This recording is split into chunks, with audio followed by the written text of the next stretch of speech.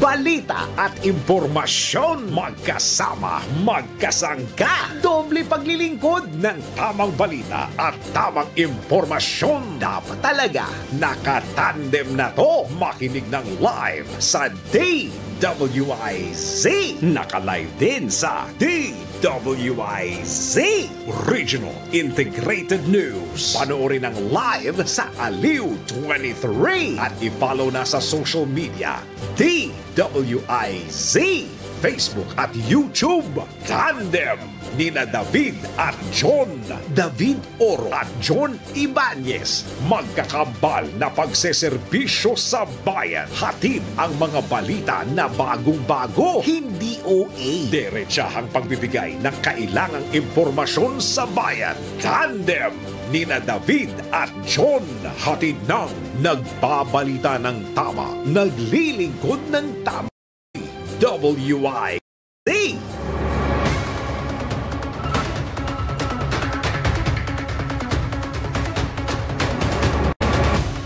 Silip na po natin ang ulo ng mga balita sa inyo po nag-iisang Tandem. Tandem.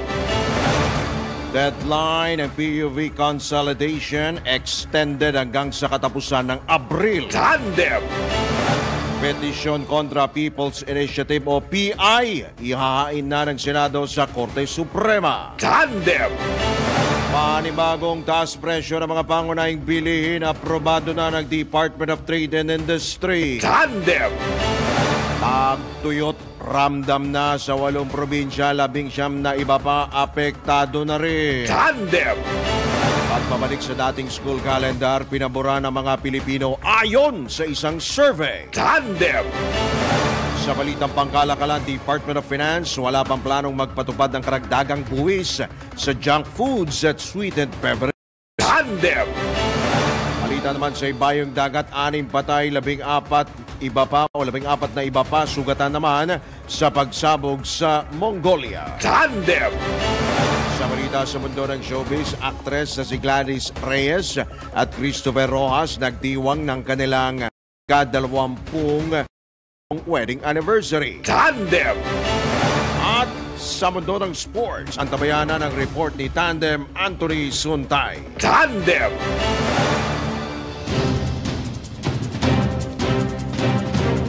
Sa oras na 7 sandali makalipas ang ika-6 ng umaga, ngayon pong araw na ito ng Huwebes, ngayon po ay Enero 25, taon 2024.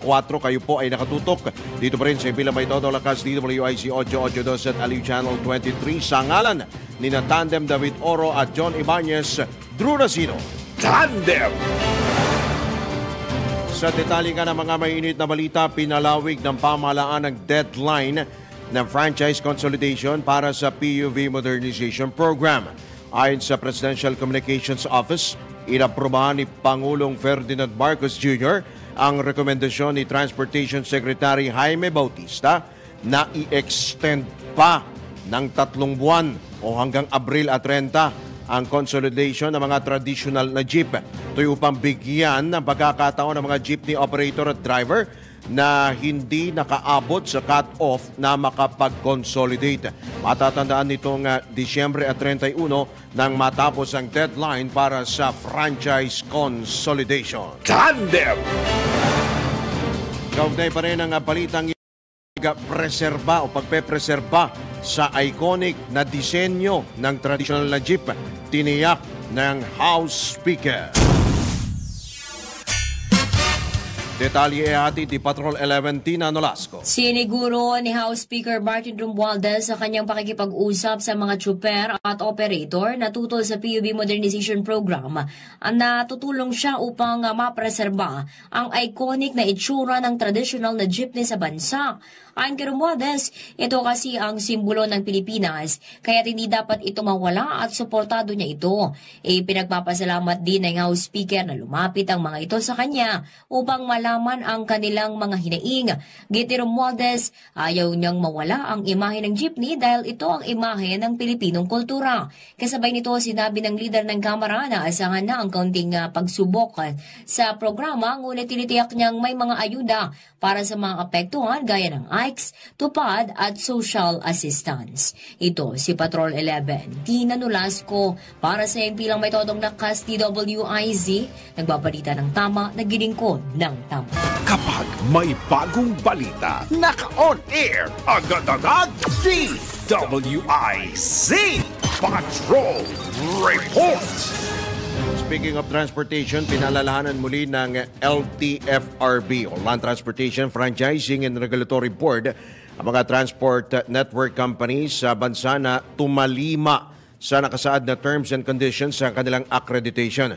Ito ay matapos suspindihin ng LTFRB ang RL Soft Corporation na nag-ooperate bilang in-drive kasunod ng paglabag sa fare regulation ng ahensya. Ayon kay LTFRB Chairman na Atty. Teofilo Jojo Guadis III, ang pangungontrata sa mga pasahero ay taliwas sa prinsipyo ng transparency na dapat pinaiiral sa mga pampublikong transportasyon. Patuloy naman ang ginagawang investigasyon ng LTFRB kaugnay sa mga alegasyon sa naturang kumpanya. Tandem! Kinansela na ng Land Transportation Office ang pagtanggap nito ng donasyong 4 na milyong plastic cards ng pribadong grupo na gagamitin sana sa pag-imprenta ng driver's license.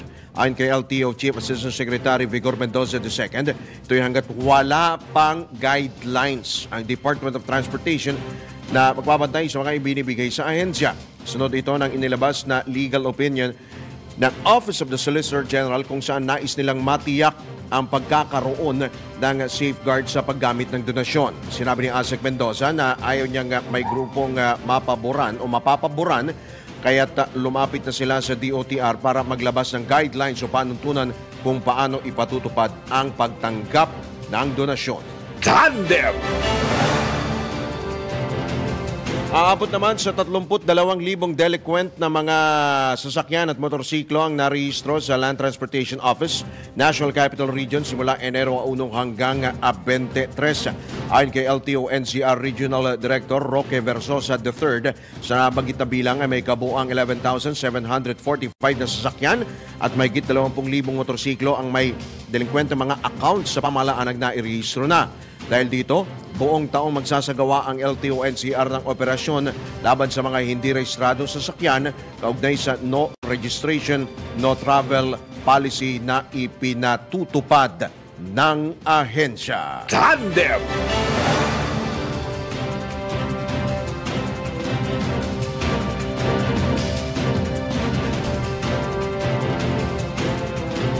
Samantalang mag-ahain ng petisyon ang Senado sa Korte Suprema maging sa Commission on Elections upang may patigil ang pagtanggap ng mga pirma para sa People's Initiatives kaugnay sa isinusulong na Chacha.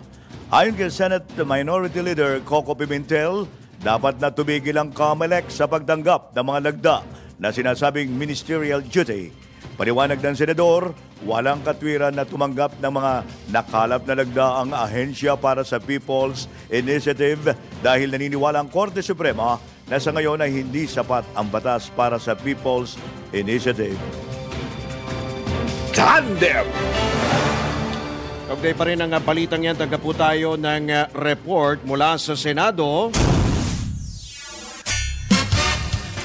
Timing at pagmamadali sa isinusulong na PI o People's Initiative. Timing. Pero nagmamadali. Nagmamadali na sinusulong o sa isinusulong nga na PI para sa Chacha. Abay, kinwestiyon po yan. Alamin po natin ang update mula kay Patrol 19, Celi Ortega Bueno. May hinahabol daw ba na deadline ang mga nagsusulong ng People's Initiative para sa Chacha? Itiniyag ni Senator Jinggoy Estrada makaraang questionin ang timing at ang pag-aapuran ng mga nagsusulong ng People's Initiative para sa pag-amienda sa Constitution. Git ng Senador bakit ginagawa ito ngayon malapit na ang midterm elections. Sa kanyang privilege speech, iginiit ni Estrada na sa People's Initiative na sinasabing mga kongresista ang nasa likod, gustong mawala ng papel ang Senado sa Chacha at naghihinala rin na siya nakasama sa pakay nito ang pagluluwag sa pagmamayari ng mga dayuhan sa ating lupain na anyay salungat sa pakipaglaban ngayon para sa soberenyas ng bansa sa karagatan. Sa interpellation sa kanya, sinabi ni Senator Pia Cayetano na nakapagdududa Kung naunawaan kaagad ng libu-libong lumagda para sa People's Initiative ang kanilang pinirmahan dahil mahirap intindihin at nasa malalim pang English. Siya nga raw na abogado, kailangan niya ng mga buwan at oras para maunawaan ang advantages at disadvantages ng Chacha. Samantala, sinabi ni Estrada na baka binigyan ng liderato ng Kamara ang mga kongresista ng Suhol gaya ng dagdag na pondong pang-ayuda sa constituents kaya't nangalap na lagda para sa People's Initiative. Nagbiro ang senador na hindi niya yung tatawaging bribery dahil sa allergic siya doon. Paalala nila sa publiko, mahalaga ang Senado sa paggawa ng batas dahil dito binubusisi ng husto ang mga proposed bill. Kahit anya sa opening prayer ay nai-interpolate pa sa Senado. Ito si Patrol 19, Sally Ortega Bueno, para sa DWIZ, nagbabalita ng tama, naglilingkod ng tama. Kapag may bagong balita, naka-on air, agad-agad, DWIZ Patrol Report. Sa mga karagdagang pa nating mga balita, umabot na sa mahigit 1,000 lugar ang nagsubiti ng lagda sa Commission on Elections sa People's Initiative o PIRMA para may sulong ang charter change. Ayon sa COMELEC, nasa 1,032 syudad at munisipalidad ang nabigyan ng poll body ng election officer certification matapos makapagsubiti ang mga ito ng mga lagda. Katumbas ito ng 172 distrito sa Pilipinas at lagpas kalahating 254 na legislative district sa bansa. Inanunsyo naman ng grupong People's Initiative for Reform Modernization nasa 30% o katumpas ng mahigit sa 2 milyong lagda pa lang ang kanilang nakakalap mula sa 8 milyong kinakailangang malikom. Taliwas ito sa inanunsyo ni Albay Representative Joey Salceda na sapat na ang bilang ng lagda sa People's Initiative. Dagdag pa ni PIRMA National Convener Noel Oñate, katumbas ito ng mahigit 2 milyong lagda ng kanilang nakalap. Tandem! Sa oras sa 17 sandali makalipas ang ika-6 ng morning crew na sino pa rin po ang inyo pong kasama. Siyempre, Ray Pacheco ngayon pong araw na ito ng Huwebes. Kaugnay pa rin po sa balitang yan. Nanindigan naman si Albay Congressman Joey Salceda na sapat na ang bilang ng lagda sa isusulong na charter change o Chacha. Ito ang kinumpirma ni Salceda saan makaraang umabot sa 12.1% ang nakalap na pirma ng People's Initiative Advocates para isulong ang pag-amyenda sa Saligang Batas. Ayon sa kongresista, umabot na sa 60 distrito, nakakuha ng 20% ng lagda. Batay sa konstitusyon, kailangang makalikom ng 12% ng kabuuang bilang ng mga botante sa upang ito'y maisulong. Kada distrito ay dapat makakuha ng 3% representation mula sa kabuuang registered voters. Tandem! Patuloy naman na tatanggap ang Commission on Elections ng listahan ng mga pirma para sa People's Initiative o PI. Ito ang muling iginit ni COMELEC Chairman George Garcia kung saan nasa halos 200 distrito na sa bansa ang nakapagpasa. Ayon kay Chairman Garcia, hindi pa nila isinasailalim sa verifikasyon ang mga pirma, lalo na't wala pa naman na inihahain na petisyon ang nagsusulong ng People's Initiative. Gayunman, kumpiyansa si People's Initiative for Modernization and Reform Action Lead Convener Noel Oñate na sa loob ng 2 hanggang 3 buwan ay makakakuha sila ng sapat na pirma, lalo na't hinihintay na lamang nila ang iba pang coordinators. Tandem! Nanindigan naman ang grupong People's Initiative for Reform, Modernization and Action o PIRMA na walang mga politikong nasa likod ng pangangalap ng lagda upang isulong ang charter change o Chacha. Ayon sa PIRMA, hindi nila kasama ang mga kongresista sa kanilang signature campaign upang amyenda ng 1987 Constitution. Gayunman, aminado ang grupo na nakikipag-ugnayan sila sa mga ito sa pangalagda upang isulong ang Chacha. Tandem! Nasa likod, pero nakikipag-ugnayan. Mamaya din linawin natin. Samantala, maaaring mauwi sa political crisis ang hindi pagkakasundo ng Senado at Kamara sa usapin ng People's Initiative para sa Charter Change. Ito'y ayon kay Senator Sherwin Gatchalian, kaya't makabubutihan niyang mamagitan na si Pangulong Bongbong Marcos Jr. upang maayos ang bangayan ng mga senador at kongresista. Iginit pa ng senador na kapag hindi ito naresolba, ay may posibleng walang maaprobang batas at maraming serbisyo ang masasakripisyo. Kabilangan niya sa maaaring malagay sa alanganin ay ang panukalang pambansang budget at maaari ring magdalawang isip na maglagak ng negosyo mga negosyante dahil sa kawalan ng katiyakan kung ano ang kahinatnan ng issue sa Chacha. Tandem! Kinatigan naman ni Congressman Joey Salceda ang pahayag ni Senator Sherwin Gatchalian na dapat nang pumagitna si Pangulong Bongbong Marcos sa Kamara kaugnay sa usapin ng Chacha o Charter Change. Yan po ay mungkahi din ni mungkahi naman ni Albay 1st District Representative Edsel Lagman sa gitna ng hindi pagkakasundo ng Senado at Kamara sa nasabing issue. Naniniwala si Lagman na ito ang solusyon upang matutukan ng dalawang kapulungan ng Kongreso ang mas mahalagang usapin sa ekonomiya, food security, pagtaas ng presyo ng bilihin, utang ng bansa, misinformation at issue sa West Philippine Sea. Sabay nito, iginiit ng kongresista na dapat sisihin ay ang korupsyon at kakulangan ng stability at predictability sa mga pulisiya na at hindi ang konstitusyon.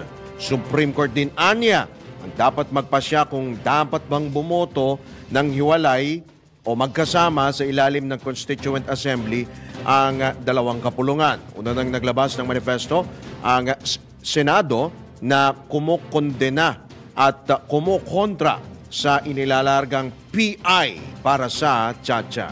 Tandem!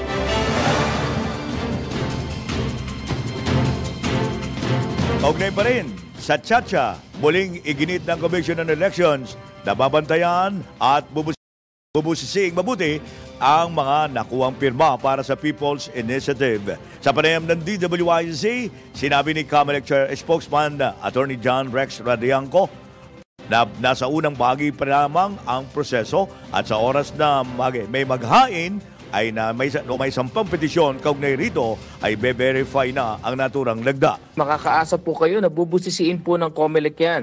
Nandito pa lamang po kasi tayo sa unang stage po ng ating proseso, kung sasabihin. Ang proseso po kasi, nangangalap sila ng pirma at ang unang stage niyan, bibilangin lang po ng COMELEC nang wala pang verification. Yan po yung unang stage pa lang. At dating po tayo talaga dun sa puntong may verification kung naisampa na po ang petisyon na hanggang ngayon ay wala pa. Ikalawa, kapag ka po naging sufficient inform and substance na ang petisyon ito pagkatapos ma-evaluate ng COMELEC. At saka pa lang po tayo tutungo doon sa proseso ng verification. Binigyan din pa ni Atty. Laudianco na hindi maaaring pagsabayin ang pagbibilang ng mga pirma sa People's Initiatives at ang muling pagbubukas ng voters registration na nakatakda sa Pebrero 12. Hindi po pwedeng pagsabayin po ang pagre-rehistro at pagbe-verify. Kaya nga po ang commitment namin, kung talaga magbe-verify, tatapusin namin sa loob ng isang buwan para makabalik muli tayo ng pagre-rehistro. Pero may ikalawa po na rason kung bakit baka huminto muli tayo ng registration. Ayon po sa Republic Act 8189 kasi, kapag nag-set ka ng plebisito 90 days before that, bawal ka nang magparehistro. So talaga pong mapipilitan kaming huminto ng registration. This time, ayon sa batas na po yan. Yan ang tinig ni COMELEC spokesperson Attorney John Rex Laudianco sa panayam ng DWIZ. Tandem! Ipinanawagan naman ni veteran election lawyer Attorney Romulo Macalintal sa COMELEC na itigil na ang pangangalap o pagtanggap ng signature sheet para sa charter change dahil wala namang lumalantad na proponent nito. Sa panayam ng DWIZ, binigyang diin ni Attorney Mac na ang kawalan ng impormasyon kung sino ang pasimuno ng pagpapapirma para sa People's Initiative o PI ng Chacha ay dapat questionin ng full body. paraan niyang basura at baliwala lamang ang mga signature sheet dahil itatambak lang ito ng COMELEC bilang katibayan na natanggap na nila ang mga dokumento. Ang tanong lagi, sino ba nagsimula niyan? Sino ang namumuno? Bakit yung nagpasimuno niyan ay ayaw lumanta? Kaya dyan pa lang, pwede nang i-question ng COMELEC yan. Teka muna, sino ba nagpadala nito sa inyo? Bakit nyo dinadala dito ang sulat na ito?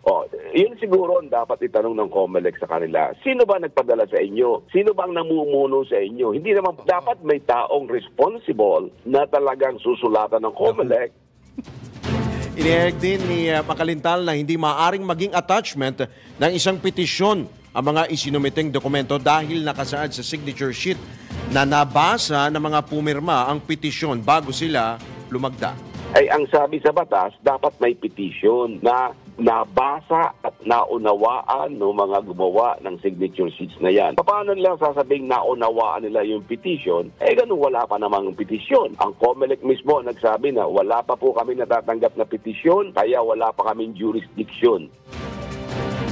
Yan po ang tinig ng veteran election lawyer na si Attorney Romulo Makalintal sa eksklusibong panayam ng DWIZ. Tandem!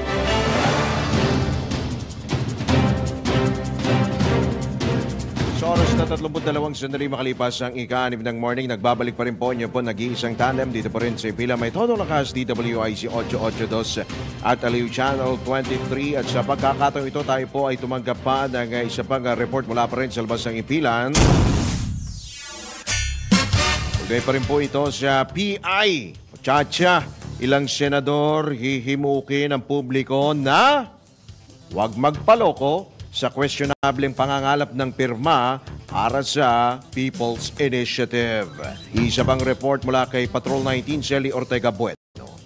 Bukod sa planong paghahain ng kaso o petisyon, uling pangalap ng pirma para sa People's Initiative, kikilos din ang ilang senador para himukin ang publiko na huwag magpaloko at huwag pumirma. Ayon kay Senator Win Gatchalian, magsasagawa siya ng information campaign sa Valenzuela para maabisuhan ang publiko na hindi tamang lumagda para sa People's Initiative, lalo na kung may kaakibat na suhulan o bayaran. Sinabi naman ni Senator Ronald Bato de la Rosa na sa kanyang social media, hinimok na niya ang publiko na huwag pumirma, pero marami daw nagsabi na huli na dahil nakapirma na sila. Una rito sinabi ni Senator Joel Villanueva na sa kanilang distrito sa Bulacan, pangungunahan naman niya ang pagpapabawi sa mga pumirma. Samantala, suportado ng mga senador ay sasagawang investigasyon ng Senado sa pangunguna ni Senator Amy Marcos sa sinasabing suhulan at bayaran sa pangangalap ng pirma. Tiwala sina Senator De La Rosa at Gatchalian na maraming may pipresentang ebidensya ng nangyaring suhulan sa pangangalap ng pirma na maaaring maging basihan ng pagpapa-invalidate sa People's Initiative. Ito sa Patrol 19, Sally Ortega Bueno para sa DWIZ, nagbabalita ng tama, naglilingkod ng tama. Kapag may bagong balita, naka-on air, agad-agad, DWIZ Patrol Report.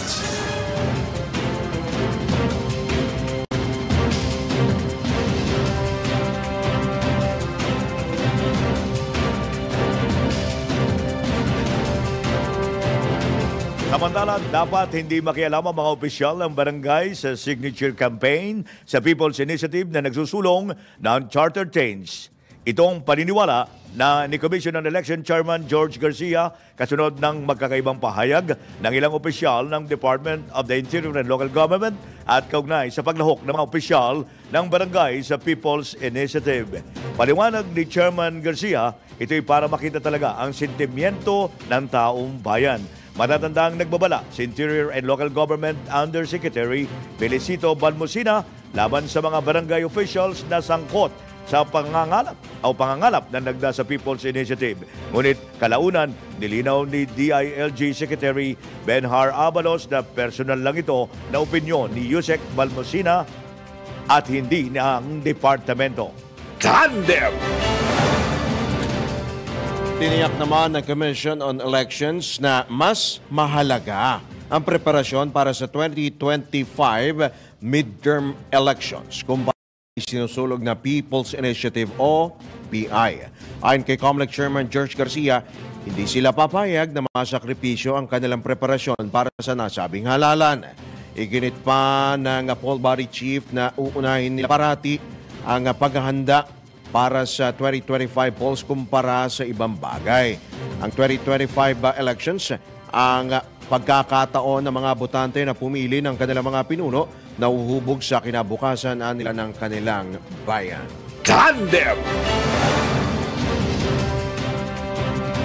Suportado ni Vice President Sara Duterte ang manifesto ng Senado kontra People's Initiative para amendahan ang saligang batas.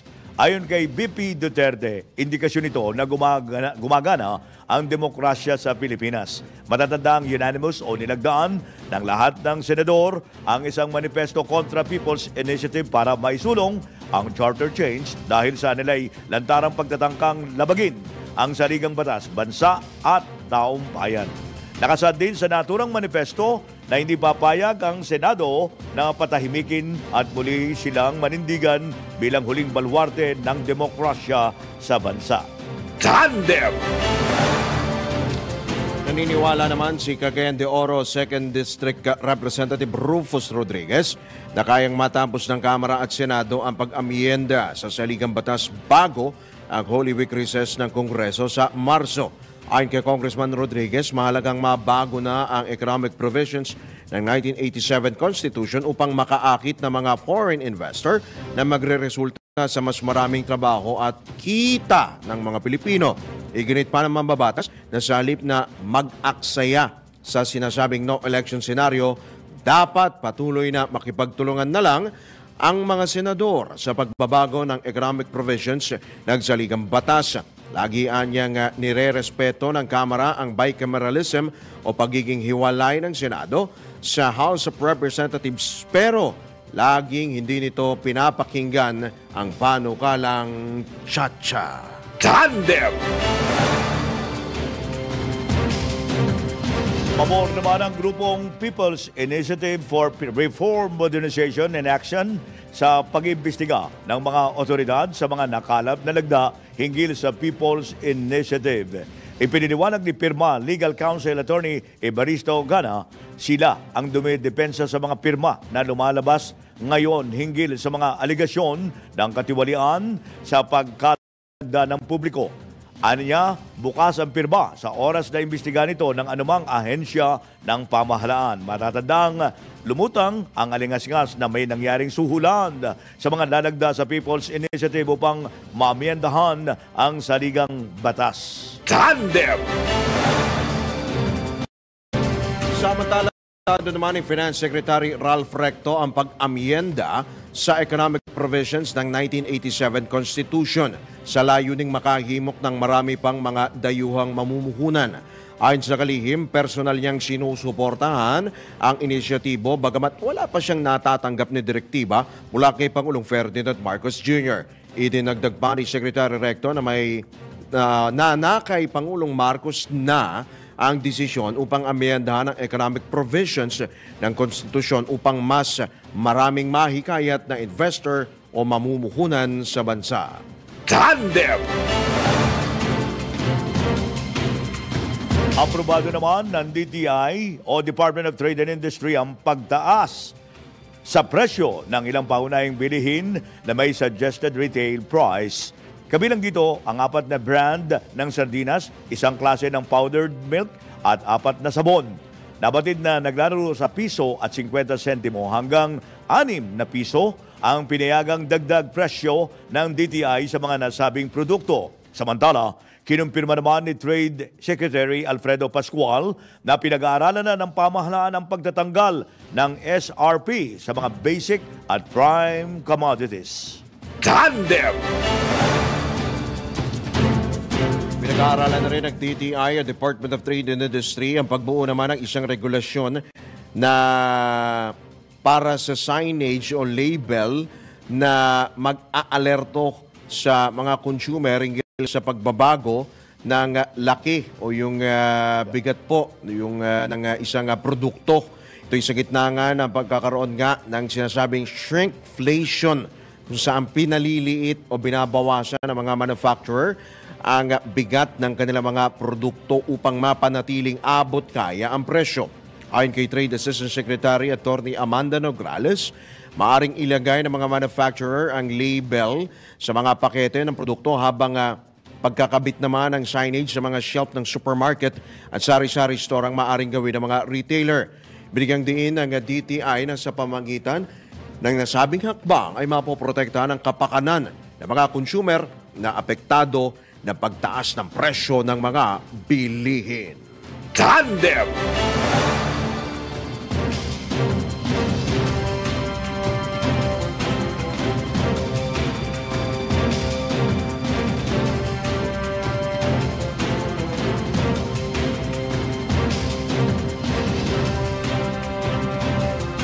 Samantala, may report tayong tatanggapin mula pa rin sa labas ng studio.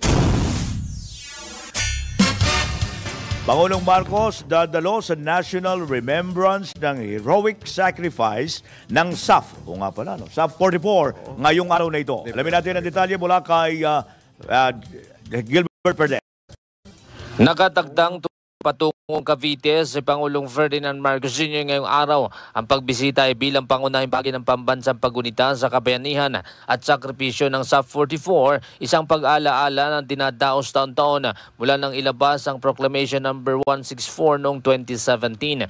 Batay sa proclamation, pinapaalala ang kabayanihan at sakripisyo ng SAF 44 tuwing Enero 25 ng bawat taon. Ang mga miyembro ng Special Action Force o SAF ay namatay sa madugong mama sa pan-operation noong 2015. Inasa naman si Pangulong Marcos sa PNPA bandang alas 8 ng umaga para nga pangunahan ang aktibidad na ito sa Camp General Mariano Castañeda sa Silang, Cavite. Maliban dito, may isa pang aktibidad na dadaluhan si PBBM mamayang hapon naman. At ito ay ang Basic Education Report kung saan makakasama ng Pangulo si Vice President at DepEd Secretary Sara Duterte. Patrol 13, Gilbert Perdez para sa himpilang may todong lakas. DWIZ, nagbabalita ng tama, naglilingkod ng tama. Kapag may bagong balita, naka-on air, agad-agad, DWIZ Patrol Report. Sa iba pa rin paksa ng mga balita, nakararanas na, eto na po, nakararanas na ng tagtuyot. Nako. Ang 8 lalawigan sa bansa dahil sa epekto po ito ng El Nino phenomenon. Ayon kay Office of Civil Defense Administrator Ariel Nepomuceno, ramdam na ngayon ang tagtuyot sa Apayao, Bataan, Cagayan, Cavite, Ilocos Norte, Kalinga, Palawan, maging sa Zambales pala. Idinagdag pa ng OCD na posibleng makaranas din ang tagtuyot sa Abril ang mas marami pang mga lugar sa bansa maliban sa ilang lalawigan sa Mindanao. Una nang ibinabala ng Pag-asa na inaasa magpapatuloy ang matinding tagtuyot simula ngayong buwan hanggang Pebrero.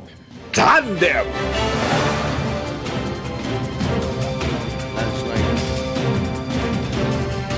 Samantala, nasa 19 na lugar, kabilang ang Metro Manila, ang nakakaranas naman ng dry spell. Ito'y ayon sa Pag-asa sa gitna ng epekto pa rin ng El Nino phenomenon sa Pilipinas. Inulat pa ng Pag-asa na 23 lugar sa bansa ang nakakaranas ng dry condition. Nabatid na sa dry spell at dry condition ay panandaliang pag-ulan sa isang lugar. Babalik po inyo po nag-iisang tandem ngayong araw po na ito ng Huwebes. Pagpapatuloy pa rin ang ilang pang mga balita. Tiniyak ng Sugar Regulatory Administration o SRA na nananatiling sapat ang supply ng asukal ngayong taon. Ito'y sa gitna ng pinangangambahang pagbaba ng produksyon dahil sa banta ng El Nino phenomenon sa bansa. Kaugnay nito, batay sa tala ng SRA, maaaring bumaba sa mahigit 1 milyon, 1.7 million metric tons ang produksyon ng asukal kumpara sa target na 1.8 million metric tons. Ito dahil mabilis ang pagtandangan ng mga tubong itinanim noong nakaraang buwan pero hindi naman lumaki ang mga ito. Tiniyak naman ni SRA Administrator Pablo Luis Ascona na hindi tataas ang presyo ng asukal dahil mayroon naman silang buffer stock at inventory ng nasabing produkto. Tandem! Samantala patuloy sa pagtaas ang presyo naman ng bigas sa ilang pamilihan sa Pasig City. Ito ay sa kabila ng mataas na supply dahil sa nakalipas na anihan kung saan nadagdagan pa ng ng piso ang kada kilo ng well-milled rice mula sa dating 53 pesos, ngayon ay nasa 54 pesos na ang kada kilo. Habang tumaas din ng 3 piso ang presyo ng kada kilo ng well-milled rice sa 9 pesos, ngayon ay 52 pesos na ang kada kilo.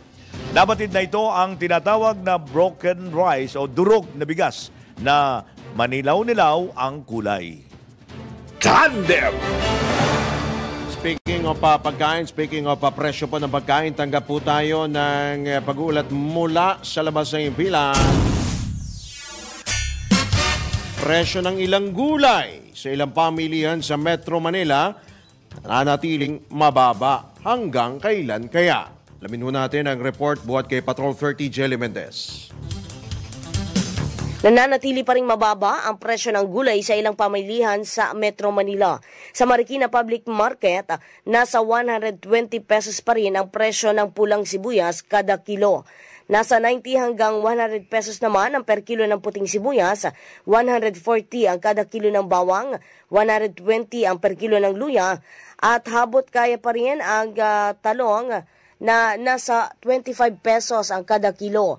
Ang kada kilo naman ng patatas ay pumapalo sa 80 pesos, 60 pesos sa kada kilo ng carrots, 35 pesos sa sayote, 48 pesos sa string onions, habang 25 pesos naman sa kalabasa. Mabibili naman sa 30 pesos ang kada kilo ng Chinese cabbage, habang 130 pesos ang per kilo ng lettuce, at 25 pesos naman sa kada kilo ng repolyo. Samantala, may mabibili naman na kada supot sa ilang mga produkto o yung tinatawag na tingi, gaya na lamang ng kalamansi, siling pula at siling green sa halagang 10 piso. Ayon sa mga vegetable vendor, nasa 3,000 piso ang kanilang ibinabayad sa kada biyahe ng kanilang produkto mula sa Nueva Vizcaya patungo sa Marikina City Public Market. Asahan naman na magpapatuloy pa ang mababang presyo ng gulay hanggang sa susunod na linggo. Ito si Patrol 30 Jelly Mendez nag-uulat para sa impilang may todong lakas sa DWIZ, nagbabalita ng tama, naglilingkod ng tama. Kapag may bagong balita, naka-on air, agad-agad, DWIZ Patrol Report!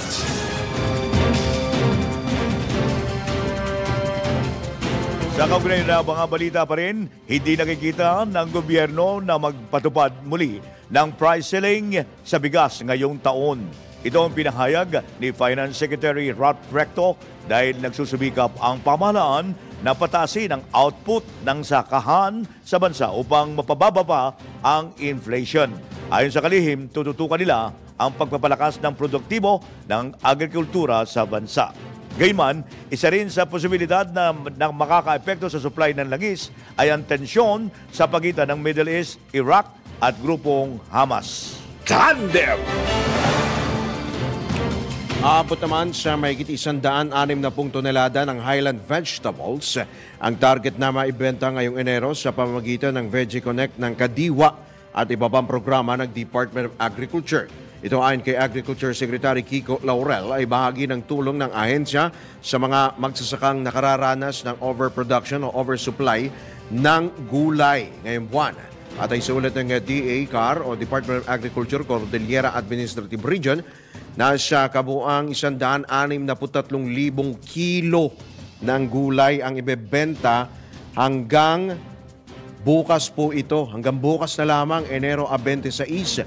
Nabatid na nasabing supply ay mula sa 73 magsasaka mula sa mga lalawigan ng Mountain Province, Benguet at Ifugao. Una nang inihayag ng kalihim na nais nitong mapalawak ang market access para sa mga magsasaka at mangingisda sa pamamagitan ng kanyang 8-point plan na layuning i-modernize ang agrikultura, food production at food security. Tandem!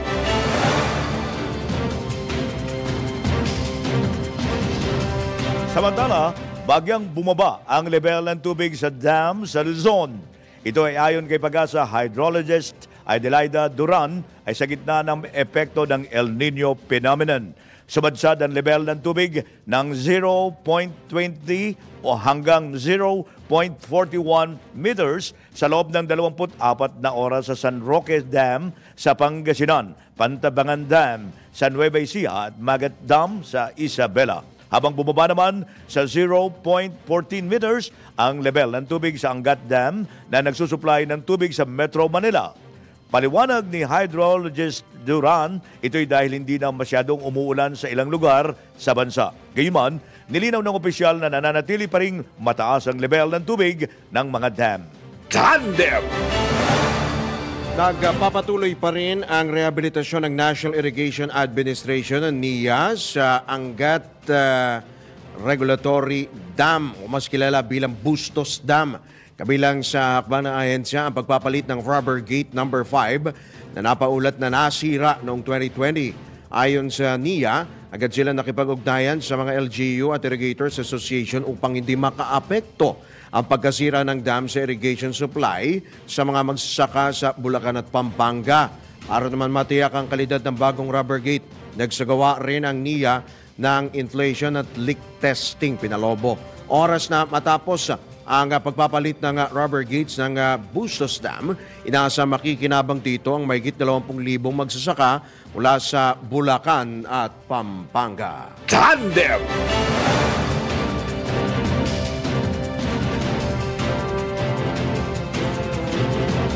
Bukas naman ang 80% ng mga Pilipino na ibalik ang summer break sa buwan ng Abril at Mayo. Ito'y batay sa sinigawang survey ng Pulse Asia noong June 19 hanggang 23, 2023. Kaugnay nito, sinuporta naman ni Senator Sherwin Gatchalian ang naging hakbang ng Department of Education hinggil sa pagbabalik ng dating school calendar. Paliwanag pa ni Senador Gatchalian, baka pagbibigay ito ng pagkakataon sa mga mag-aaral na makasama ang kanilang mga pamilya, higit lalo na sa panahon ng tag-init kung saan karaniwan na ginaganap ang family outing. Tandem! Nakatakda namang talakayin ni Vice President at Education Secretary Sara Duterte ang kanyang ikalawang Basic Education Report. Mamayang alas 3 po ito ng hapon sa Sofitel Philippine Plaza sa Pasay City. Yan po mga issue po na yan. Ayon sa DepEd, inaasang mayahati ni VP Binay ang mga update sa mga programa at proyekto sa ilalim ng matatag agenda. Ito'y matapos ilatag sa unang Basic Education Report ang mga plano para sa sektor ng edukasyon noong nakarang taon. Layunin ng programa na bumuo ng curriculum na makatutulong na makapagpahusay sa mga mag-aaral na handa sa trabaho, aktibo at responsableng mamamayan ng bansa. Inaasahan din na makikiisa sa naturang pagtitipon si Pangulong Ferdinand Marcos Jr., iba pang matataas na opisyal ng pamahalaan, mga diplomat, education partners at mga opisyal ng DepEd. Tandem!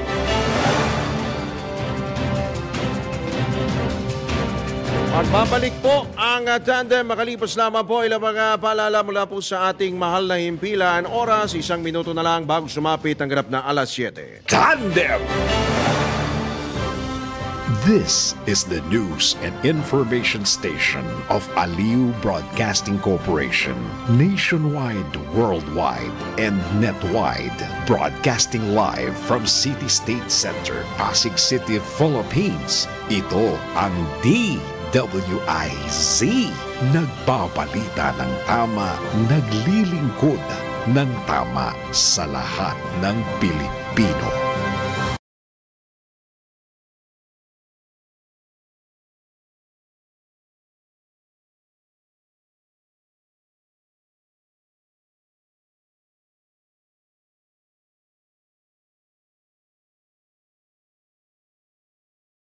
Sa oras ng ganap ng alas 7 ng umaga, atin pong tunghayan, atin pong pakinggan ang mensahe po mula sa ating ama ng himpilan mula kay Boss D. Edgar A. Cabangon ng Aliu Broadcasting Corporation. A friendly reminder, truth is like a surgery. It hurts but it cures. Lies like a painkiller. It gives instant relief but has side effects that last forever. Always be on the side of truth. Think good, think God, Thank God. Yan po ang mensahe mula po sa ating manang himpilan na si Boss D. Edgar A. Cabangon ng Aliw Broadcasting Corporation.